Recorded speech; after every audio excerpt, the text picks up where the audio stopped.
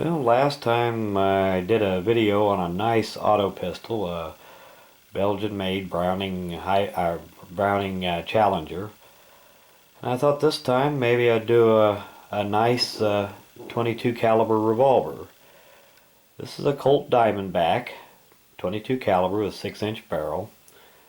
It was made in 1978, and these are they look very much like a miniature python.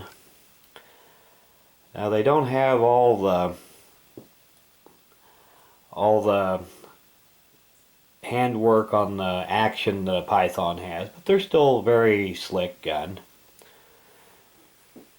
They are a nice polished blue.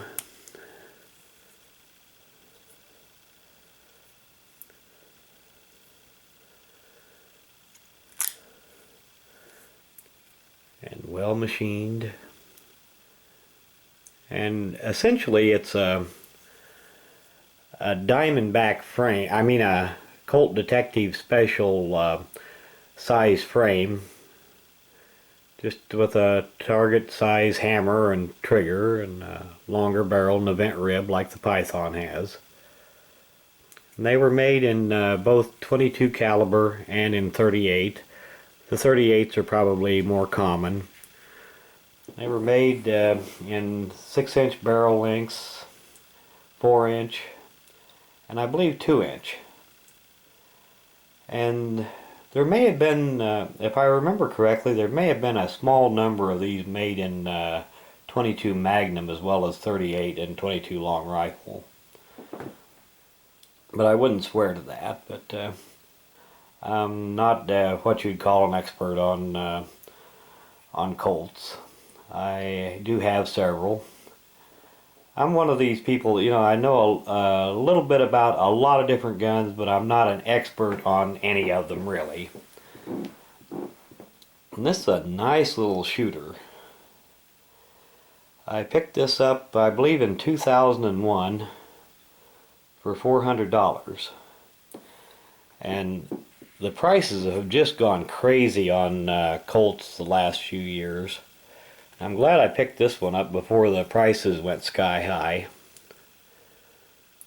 I always figured that my gun collection was part of my retirement fund, or at least that's the way I justify it anyway.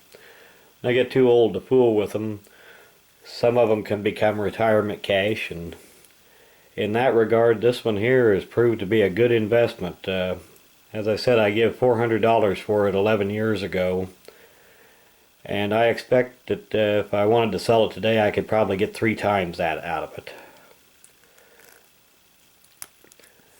The Colt collectors are really making these expensive, and the Pythons even more so. It's got a nice double action trigger. Single action is very crisp. Of course, I don't want, since it's a rim fire, I don't want to dry fire it. It's a little hard on rim fire guns to do that. It's just a beautiful old gun, and it's a good shooter.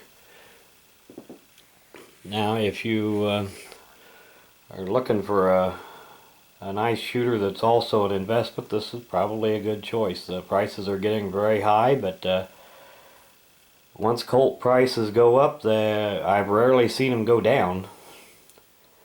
But if you want a nice shooting revolver, the Smith & Wesson Model 17 would probably be really a better choice. You could probably get a nice one for half the price of a Diamondback 22. And actually it's probably a little bit better gun. The Diamondbacks are just beautiful workmanship though. I don't know if you can really make that out. I'll be able to tell until I get it up on the computer screen. It's got the little rampant Colt there on the side. See if I can get this to focus in there.